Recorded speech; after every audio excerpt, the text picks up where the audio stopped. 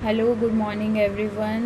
हम पढ़ रहे थे बिहेवियरिज्म थ्योरी या behaviourism approach that was given by Watson के साथ साथ पैवलोव, थॉर्नडाइक, स्किनर ने भी इसके ऊपर बहुत सारा काम किया। कल हमने डिस्कस की थी इसकी बेसिकली 3 इम्पोर्टेंट एजम्पशंस के बारे में, किस तरह से जो एक एबनॉर्मल बिहेवियर होता है उसके लिए एनवायरनमेंट रिस्पॉन्सिबल होता है और जो वो लर्न कर रहा होता है अपने environment say that is responsible for abnormal behaviour. और किस तरह से हम इसको ठीक कर सकते हैं हमने ये भी पढ़ा था। हमने क्लासिकल कंडीशनिंग के बारे में रीड किया, दैट वाज गिवन बाय पैवलोव का अगर मैं आपको थोड़ा सा याद दिलाने की कोशिश करूं तो इन्होंने किस तरह कंडीशनिंग के बारे में बताया। स्टिमुलस और रिस्पॉन्स की जो आपस का इंटरेक्शन होता है वो कंडीशनिंग करवा के किसी के भी बिहेवियर को आप एबनॉर्मल से नॉर्मल में कन्वर्ट कर सकते हो। बेसिकली इन्होंने यहाँ पर कुछ पॉइंट्स भी बताए थे कि जो साइकोलॉजिकल डिसऑर्डर्स होते हैं like fear, anxiety, phobia, emotional distress, इन चीज़ों को हम कन्वर्ट कर सकते हैं, इन चीज़ों को क्लासिकल कंडीशनिंग के द्वारा ठीक किया जा सकता है। अब जो नेक्स्ट जो इसके अंदर थ्योरी आ रही है that is instrumental theory. Instrumental conditioning भी इसको बोला जाता है and it was given by Skinner. देखिए जो स्किनर था, पैवलोव ने जो अपना कार्य है, जो अपना काम है वो डॉग के ऊपर किया था। हमें उस डॉग के बारे में पूरी एक्सप्लेनेशन नहीं लिखनी, लेकिन हाँ हमें CR, UCR ये सारे कंसेप्ट को यहाँ पे क्लियर करना पड़ेगा। और स्किनर ने जो अपना काम है वो किया था रैट के ऊपर, चूहे के ऊपर काम किया और जो इनका मेन फोकस है वो रहा था रेनफोर्समेंट के ऊपर। इन्होंने कहा कोई भी जो ऑलरेडी बिहेव है, कोई भी जो गलत लर्निंग है उसको किस तरीके से ठीक किया जा सकता है, उसको रेनफोर्समेंट और पनिशमेंट के थ्रू आप लोग ठीक कर सकते हो। तो यहाँ पे स्किनर की थ्योरी को हम कैसे अप्लाई करते हैं यहाँ पे समझने की कोशिश करेंगे। जो स्किनर हैं उन्होंने ये कहा कि अगर व्यक्ति एबनॉर्मल बिहेव कर रहा है तो हम उसके उस बिहेवियर को अवॉइड करेंगे, उस बिहेवियर को पनिश करेंगे और जो बिहेवियर हम लोग करवाना चाहते हैं, जो डिज़ायर्ड बिहेवियर है या फिर जिसको हम सामान्य व्यवहार नॉर्मल बिहेवियर करते कहते हैं, व्यक्ति से उस बिहेवियर को करवा के यदि उसे रिवॉर्ड दिया जाएगा तो वो एबनॉर्मल बिहेवियर को भूल जाएगा। इसी तरह थॉर्नडाइक ने जो ट्रायल एंड एरर थ्योरी दी थी, थॉर्नडाइक की जो थ्योरी है उसके अंदर जो third law very important, law of effectiveness या फिर जिसे प्रभाव का नियम बोलते हैं, आप यहाँ पर वो भी कोट कर सकते हैं। मैंने नहीं किया लेकिन आप यहाँ पे जब थ्योरेटिकल क्वेश्चन करते हैं तो आप यहाँ पे लर्निंग की थ्योरीज को कोट कर सकते हैं।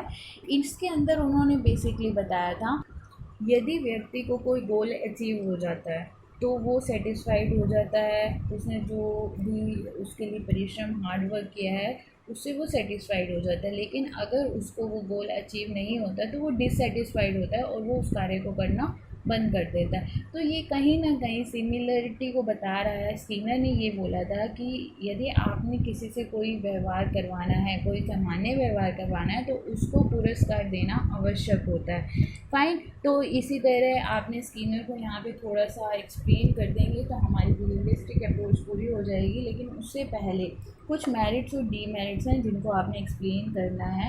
जिस तरह से हमने साइकोडायनामिक अप्रोच के अंदर बताया था कि वो सब्जेक्टिव अप्रोच है, सब्जेक्टिविटी ज़्यादा है, that is the demerit. Same उसी तरह से जो बिहेवियरिज्म अप्रोच है ये ऑब्जेक्टिविटी को बताता है और कोई भी अप्रोच साइंटिफिक तभी होती है जब उसके अंदर ऑब्जेक्टिविटी होती है, वस्तुनिष्ठता होती है। सेकंड पॉइंट है रियलिबिलिटी। मैंने ये कहा था अगर आपको याद हो तो साइकोडायनामिक अप्रोच के अंदर रियलिबिलिटी कम है, विश्वसनीयता कम है। क्यों? क्योंकि वो सिर्फ फ्रॉइड के अपने काम के ऊपर, एक्सपीरियंस के ऊपर बेस्ड है। लेकिन जो ये बिहेवियरिज्म अप्रोच है ये बेसिकली थ्योरीज़ के ऊपर बेस्ड है। थ्योरीज़ यहाँ पे समझने की कोशिश कीजिए। लर्निंग की थ्योरी पैरेलल की है, उन्होंने किस तरह से कुछ टेक्निक्स दी, फ्लडिंग दी कि आप जी इससे एग्जाइटी को दूर कर सकते हैं। और ये चीज़ें जब जब करके देखी गई तो हमें इसके पॉजिटिव रिजल्ट मिले। और एक बार नहीं, देखिए रियलिबिलिटी का, विश्वसनीयता का मतलब क्या होता है।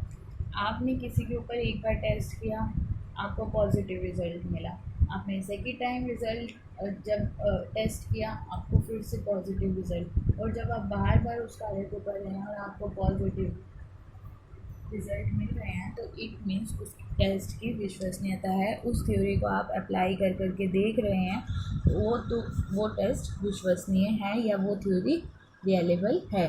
थर्ड जो मेन पॉइंट है, ये कई रिसर्चेस के द्वारा अप्लाई की जाती है, कई साइकोथेरेपीज साइकोलॉजिस्ट के द्वारा इस अप्रोच को अप्लाई किया गया है और रिजल्ट्स आर ऑलवेज भी पॉजिटिव।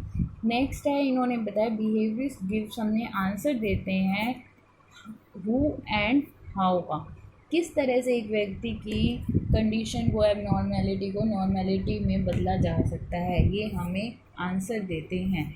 नेक्स्ट आता है इसकी क्या क्या लिमिटेशन है। देखिए लिमिटेशन के ऊपर, ये व्यक्ति की जो अनकॉन्शियस माइंड है उसको बिल्कुल नहीं मानते, जिस तरह साइकोडायनामिक अप्रोच के अंदर फ्रॉइड ने बोला था कि ये अचेतन के ऊपर कार्य करता है, लेकिन यहाँ पर इन्होंने जो है किसी भी, ये सिर्फ सिचुएशनल फैक्टर्स को ही रिस्पॉन्सिबल मानते हैं, व्यक्ति की जो अपनी पर्सनल ट्रेट्स हैं उनको रिस्पॉन्सिबल नहीं मानते। अगर यहाँ पे मैं एक एग्जांपल दूँ तो ये हो सकता है कि अगर एक बच्चे को हम धीरे से डर लगता है तो ये उसको सोल्यूशन भी बता देंगे और उसको उस प्रॉब्लम से बाहर भी ले आएंगे, लेकिन उसे क्यों डर लगता है, वाई का आंसर ये नहीं देते, तो इसीलिए ये इसकी लिमिटेशन है।